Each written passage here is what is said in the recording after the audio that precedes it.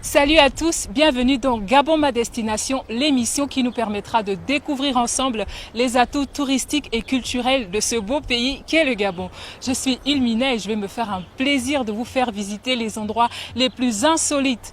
Et oui, le Gabon a plusieurs sites exceptionnels dans le parc Pongara, situé à quelques minutes seulement de Libreville. Je vais me diriger vers François, notre guide touristique, plus apte à nous en parler, mais avant, générique.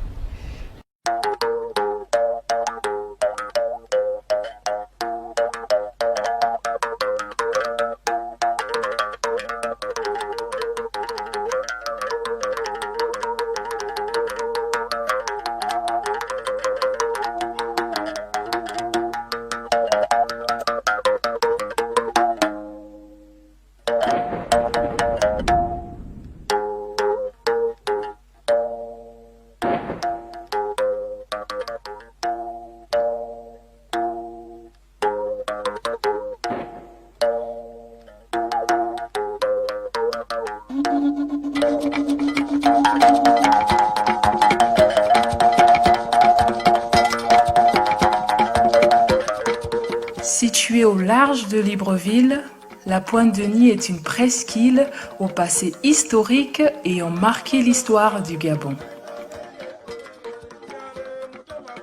En effet, c'est ici que le 9 février 1839 fut signé le premier acte diplomatique entre l'Occident et ce bout de terre qui deviendra beaucoup plus tard le Gabon.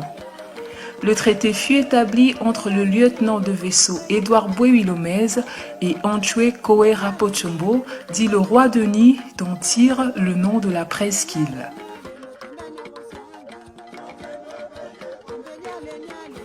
Dotée de longues plages de sable fin, de savanes clairsemées, de rivières et de forêts denses, la Pointe-Denis aujourd'hui attire plus d'un grâce à ses nombreux atouts.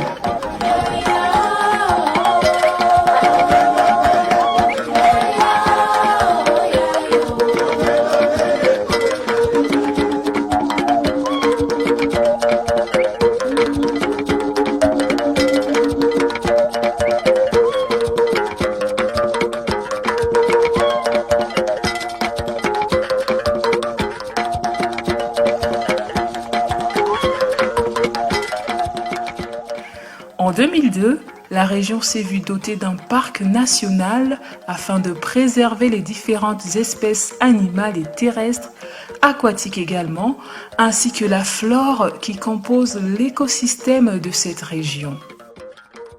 Nous sommes de retour et je suis en compagnie de François, notre guide touristique. Bonjour François. Bonjour Noël. J'aimerais savoir où est-ce qu'on est précisément. Est-ce qu'on est à la Pongara ou est-ce qu'on est à la Pointe-Denis? On est au même endroit. C'est qu'avant 2002, l'endroit, la région, sinon était plus connue sous l'appellation de la Pointe-Denis. Oui. Et la Pointe-Denis en elle-même est composée de plusieurs pointes. Donc on va dire en gros il y a 4 pointes.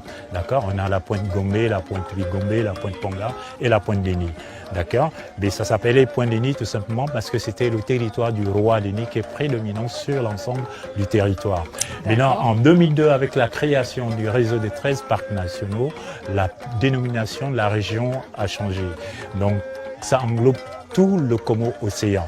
D'accord? C'est ce qui s'appelle désormais le parc national de Pongara. Sinon, on est au même endroit. D'accord, il y a un beau soleil, moi j'ai hâte de découvrir. Et ce que j'aimerais savoir déjà, c'est quelle est la particularité en fait de ce lieu? Bien, au départ, c'était juste un site balnéaire. Donc les gens partaient de Libreville pour venir à la Pointe-Denis, profiter de ces belles plages, n'est-ce pas?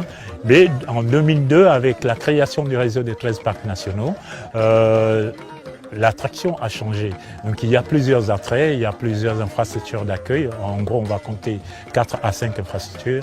Oui. Il y a des merveilles naturelles, il y a la forêt, il y a des mangroves, il y a des belles plages, il y a la faune, grande, petite, il y a également des plages de pont. C'est ce qui constitue la particularité, n'est-ce pas, du parc national de Pongara.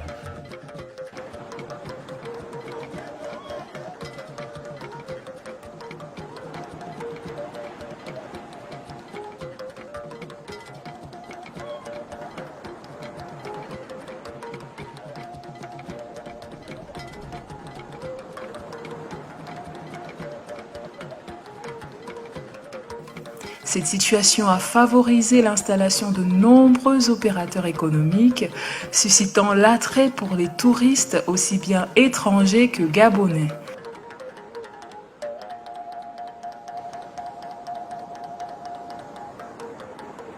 Alors on a pas mal d'activités.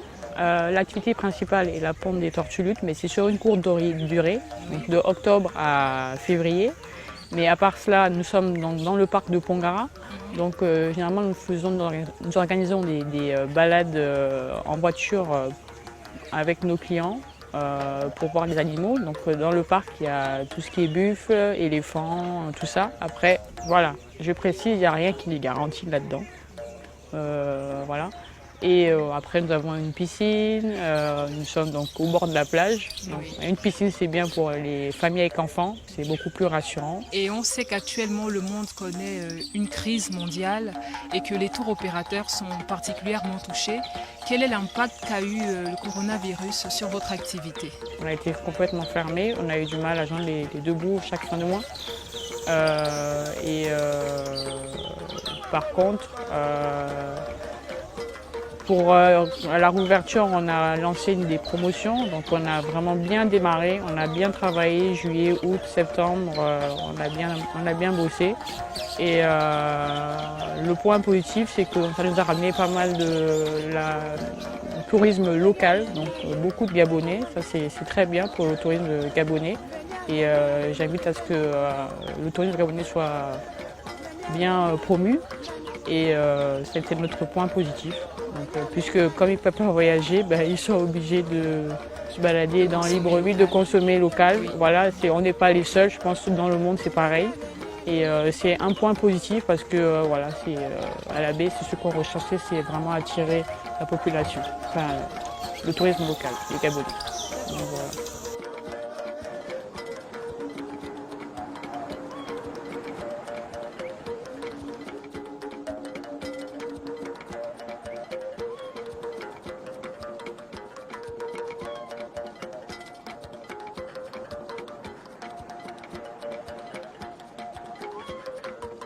J'ai fait une petite passation là pour aider les gens, surtout ceux qui n'ont pas les moyens. Ça, j'ai commencé avec 3 chambres, et un peu. Jusqu'à maintenant, ça est arrivé à 7 chambres. Bon, j'ai commencé ça depuis 2011 à 2012 que j'ai eu l'idée là.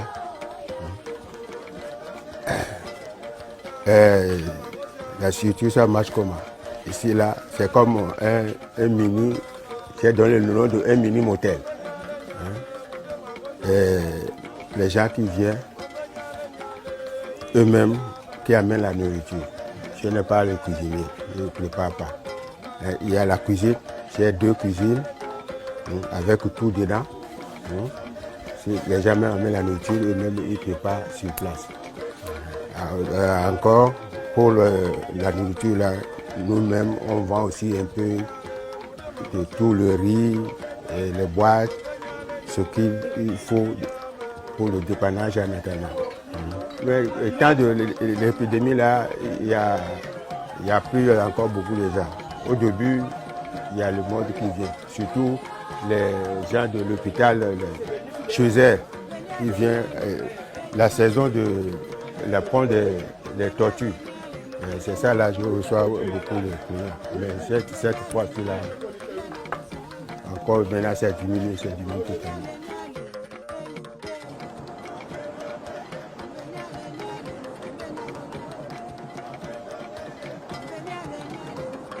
L'accueil est cordial, agrémenté de petits cadeaux en guise de bienvenue.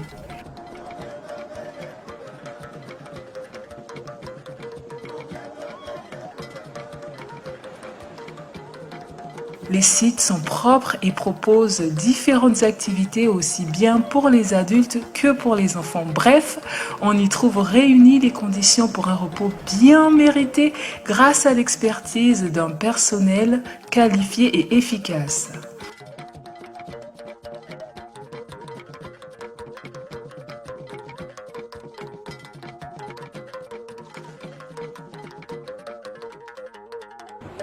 On a des chambres excellentes où les gens peuvent bien se reposer chez nous. On a la mer, comme vous le voyez, belle mer. Et on a aussi le côté calme qui fait le plaisir du client, qui est la rivière. Je peux rajouter un point fort, moi, que j'ai remarqué. Bien sûr. La chaleur du personnel. Franchement, ils sont accueillants, ils sont souriants. Et Ah oui, franchement, ça fait plaisir. Pour ça, merci beaucoup. Tous nos clients, d'ailleurs, ils nous parlent souvent de nos employés. Ils sont toujours au top, ils sont toujours efficaces pour servir toute notre clientèle.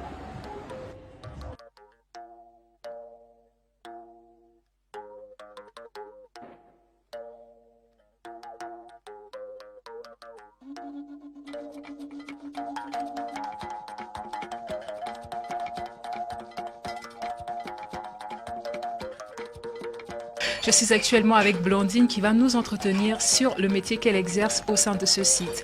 Bonjour Blandine. Bonjour. Est-ce que tu peux nous parler du métier que tu exerces ici? Je suis responsable du bar. Mon boulot consiste à sortir les boissons. Dans les boissons, on englobe les cocktails qui se font derrière, qui englobent les whiskies qui sont là devant vous, qui englobent les cafés, les thés, les digestifs, ainsi de suite. Les boissons sont sorties à la demande des clients. À l'arrivée, on leur présente un cocktail qu'on appelle le cocktail de bienvenue. C'est un chantaco sans alcool. On les installe et après, ça se passe autour de 11h30, midi par là pour l'apéro. C'est en fonction de la carte qu'on leur présente que eux ils passent les commandes. Et après, c'est pendant le repas. Tout au long de la journée également pour les clients qui sont là uniquement pour la journée et en soirée. Juste avant le repas, l'apéritif. On a plutôt tendance à penser que c'est un métier d'homme. Qu'est-ce qui pousse une jeune femme comme Blandine à exercer ce type de métier? Moi, je peux dire c'est la curiosité qui m'a emmenée à le faire.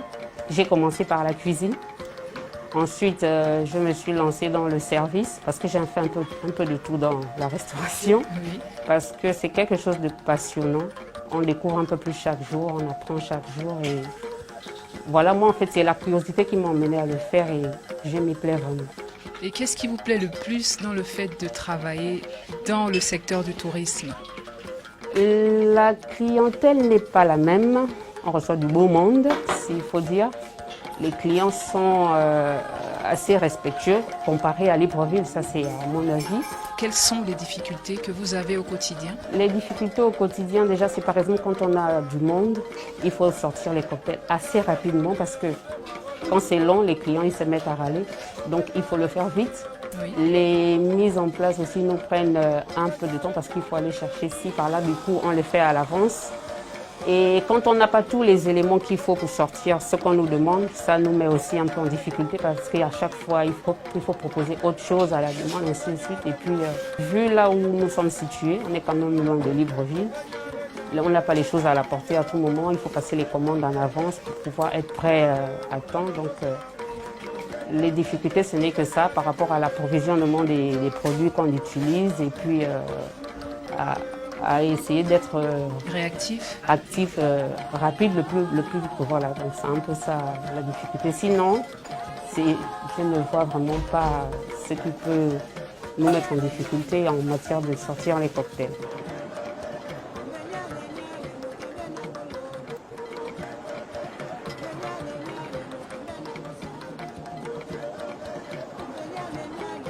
Ainsi, la pêche, les randonnées en forêt, l'observation des tortues marines, les balades en canoë sur la rivière ou la baignade dans ces eaux limpides couleur azur sont autant d'activités qui peuvent être exercées lors d'un séjour dans ce petit coin de paradis, tout ceci sous la supervision d'un guide expérimenté.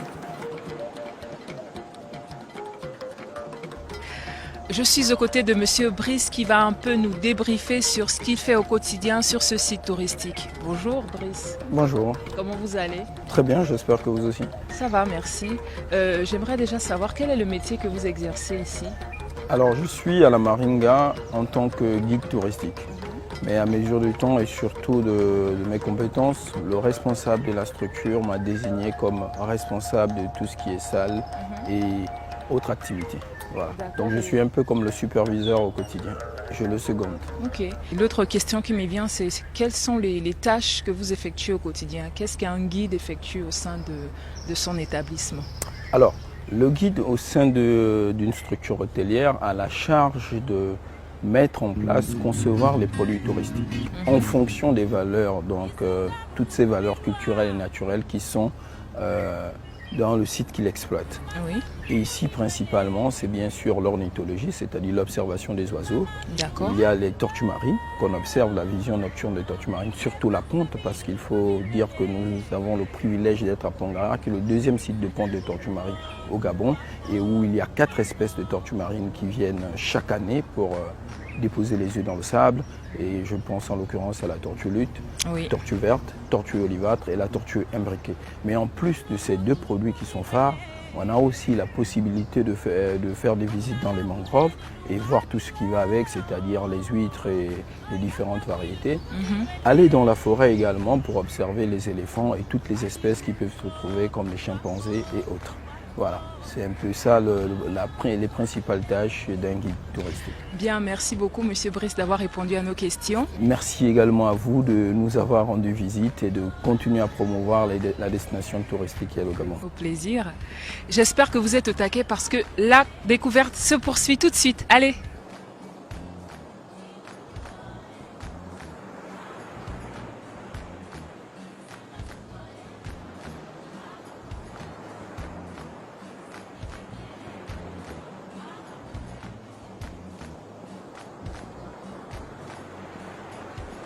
Moi, c'est François Boussamba.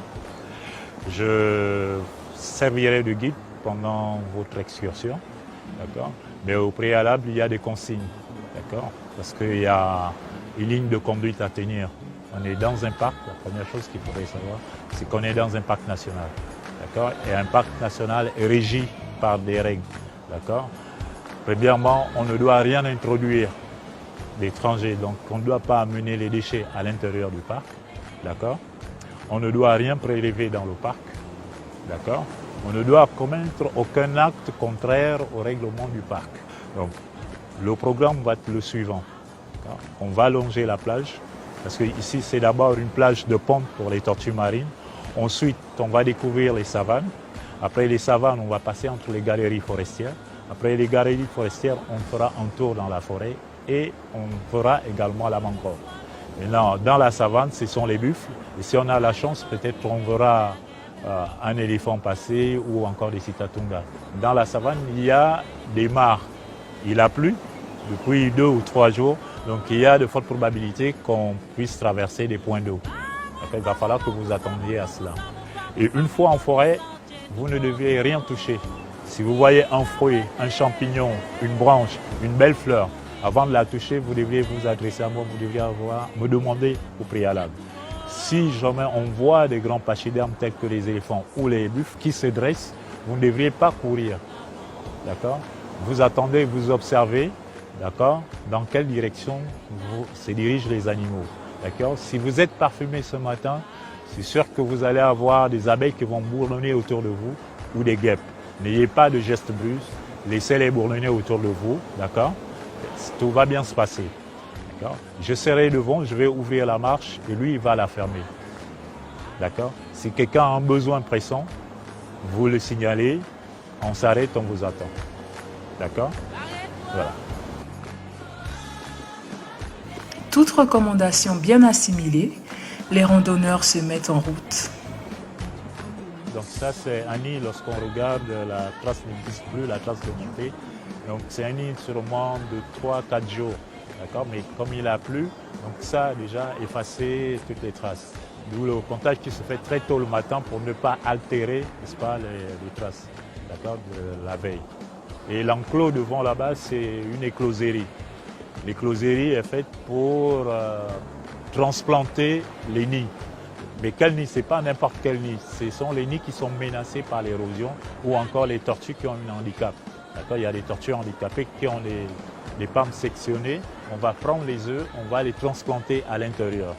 Voilà, donc c'est toujours 60 jours plus tard qu'on a les bébés. Une fois qu'on a fait le nombre, on prend les bébés, on les dépose au moins à 10 mètres de la plage pour leur permettre de regagner seuls. Il ne faut pas le mettre directement dans l'eau. Pourquoi on le fait? C'est pour permettre, n'est-ce pas, aux tortues de pouvoir, n'est-ce pas, identifier les plages de naissance lorsqu'elles seront adultes.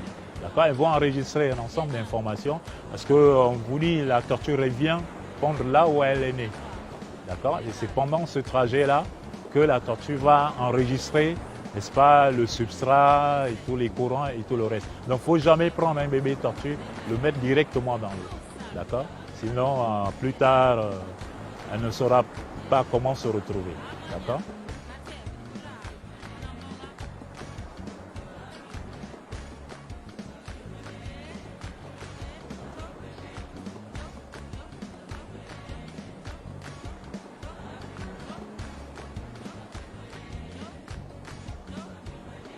Donc si on s'est arrêté parce qu'on va passer entre ces deux galeries, mais c'est un couloir pour grands mammifères, les éléphants, mais c'est également un passage pour les buffles. Donc on peut les avoir tout de suite de l'autre côté, d'accord? Donc si on regarde la distance, l'écart, on sera peut-être à 150 mètres d'eux ou à 200 mètres d'eux, voire moins. Voilà, donc on va écouter pour savoir est-ce qu'on est seul en ce moment où on n'est pas seul. Seul, il n'y a pas que les humains, il y a les animaux, parce que les animaux ici, c'est leur territoire, ils sont prioritaires. Lorsqu'on sera en forêt, vous allez devoir mettre vos téléphones en mode vibreur. Si vous voulez prendre des photos, vous devez désactiver les flashs si vous êtes en face des éléphants, d'accord? Voilà.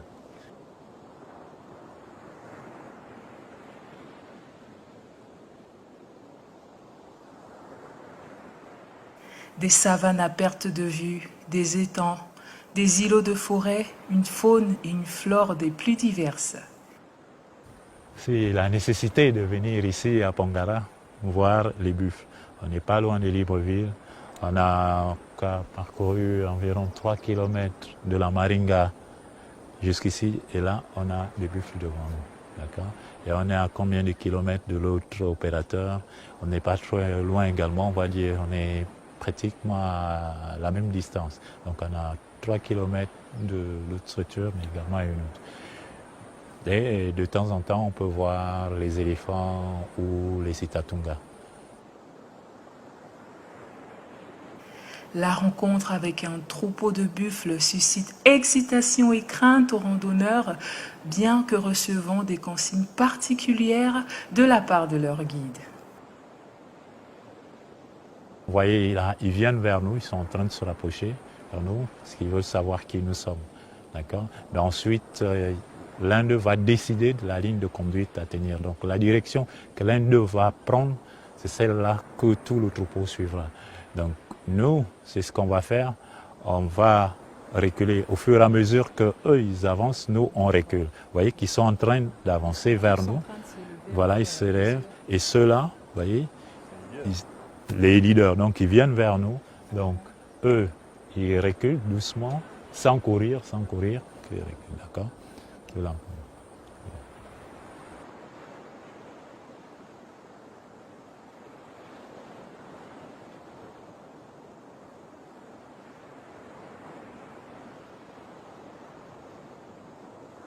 Donc, on a fini avec la savane. Dans la savane, on a vu des buffles. Alors, on n'a pas vu d'éléphants. On ne sait jamais, on va croiser toujours les doigts parce que la journée n'est pas encore terminée. Mais là, on va aller découvrir la mangrove. C'est un écosystème. La forêt, la mangrove, ce ne sont pas les arbres. Ces arbres-là, on ne les appelle pas mangrove. Mais c'est cette forêt-là qu'on appelle mangrove. D'accord? Donc, ça, c'est une mangrove. On voit sur ma gauche, c'est la mangrove. C'est une forêt. Maintenant, les arbres qui constituent cette forêt, on les appelle les palétuviers. Donc, on a dit que les palétuviers jouaient un rôle important parce que c'est des zones de reproduction.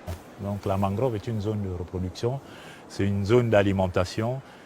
Et l'autre rôle de mangrove, c'est d'atténuer les effets d'érosion. Donc, ça va séquestrer les sédiments, donc retenir le sable. Donc, si vous coupez la mangrove, c'est que vous allez accélérer le processus d'érosion.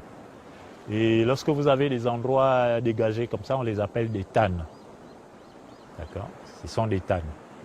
Et là, derrière, vous avez la rivière de Nil. D'accord? La rivière qu'on aperçoit là, c'est la rivière de Nil. Elle se jette également dans l'estuaire du Congo.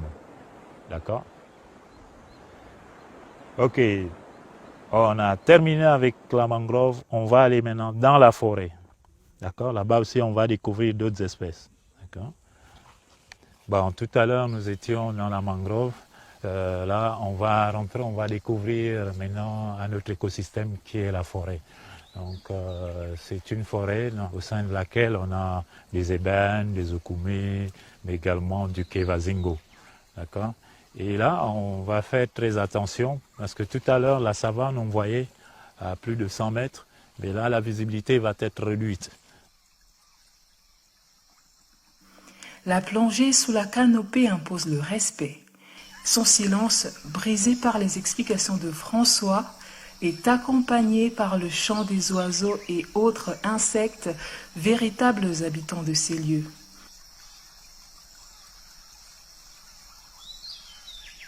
Là, ce sont des fruits du kevazingo. D'accord? Donc ça voudrait dire qu'on a un kevazingo dans les parages. D'accord? Donc ce sont les premiers indices si on n'arrive pas à voir l'arbre en lui-même. Donc on a des graines ou encore des feuilles. D'accord? Ici on a également une feuille de kevazingo.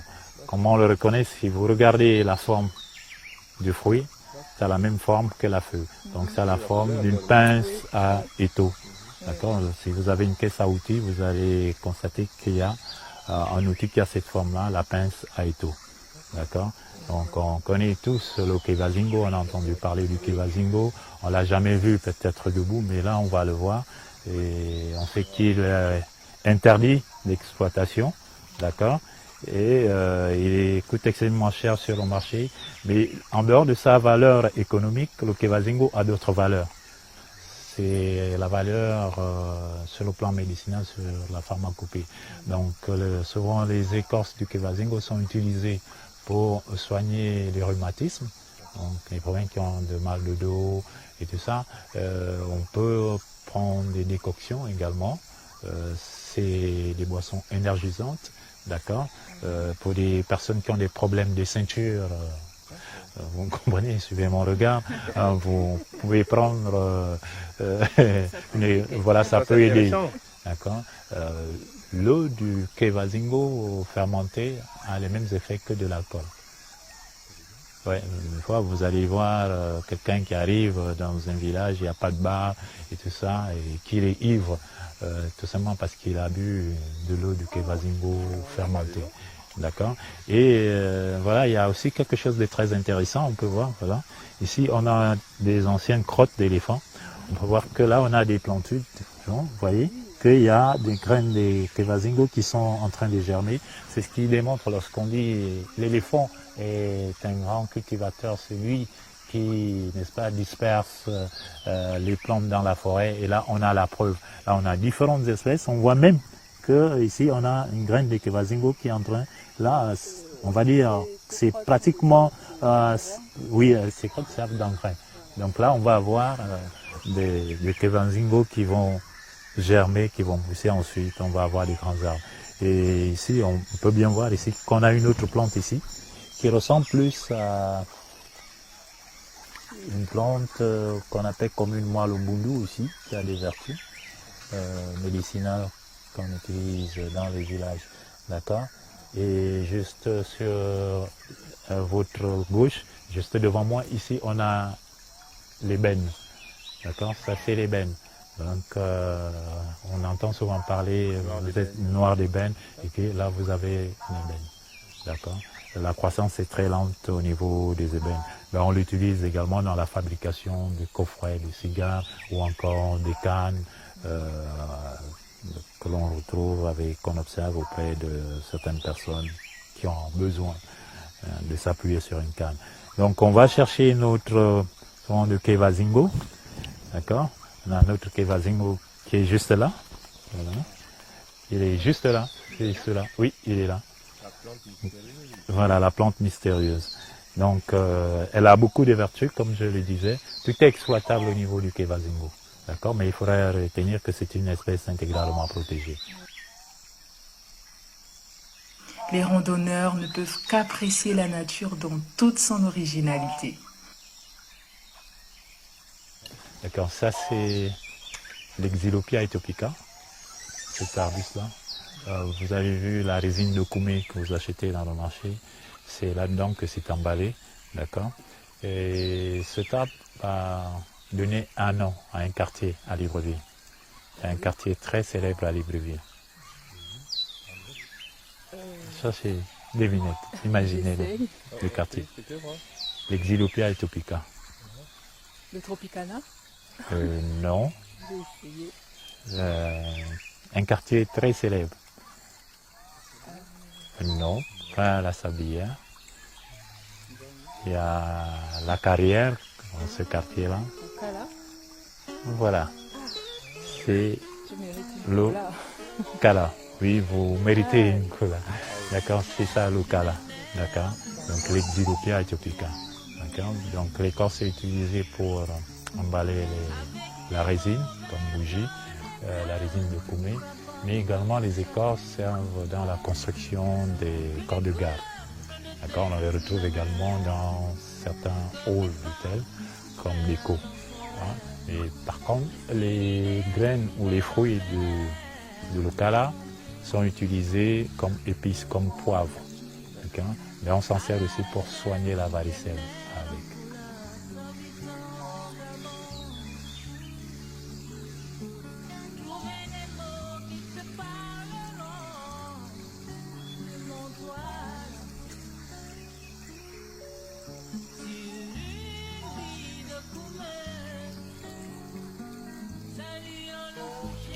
Avant de partir, ce qu'il faut retenir, c'est que nous sommes dans un parc national et comme dans tout environnement protégé, il y a des règles à respecter, à savoir ne pas jeter de déchets, ne pas s'éloigner d'un groupe lorsque nous y sommes, ne pas aussi, se parfumer. Bon, il est toujours mieux de ne pas se parfumer parce que il y a des abeilles, il y a des guêpes qui suivent l'odeur. Et si jamais ça arrive qu'elles nous suivent, ne surtout pas faire de gestes brusques, sinon elles se ruent sur nous. Mais dans tous les cas, pour toute information supplémentaire, il est mieux de s'adresser à notre partenaire Lagatour. Et pour cela, vous pouvez les contacter au numéro suivant. Donc le 060 25 76 81. Il y a également un autre numéro que vous pouvez joindre, 066 23 41 71.